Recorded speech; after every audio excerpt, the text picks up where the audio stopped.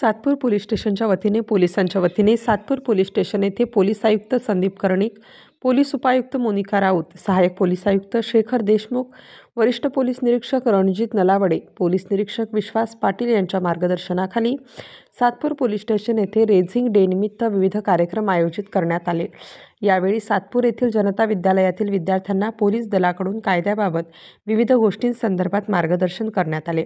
माजी पंतप्रधान दिवंगत पंडित जवाहरलाल नेहरू यांच्या हस्ते 2 जानेवारी 1960 ला पोलीस दलाला स्वतंत्र ध्वज देण्यात आला।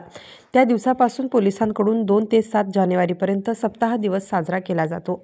सातपूर येथील जनता विद्यालयातील विद्यार्थ्यांना यावेळी रेझिंग डे बाबत माहिती देण्यात आली। शहरात वाढणारे गुन्हे, अपघात, दरोडे, मुलांचे होणारे अपहरण याबाबत माहिती देण्यात आली।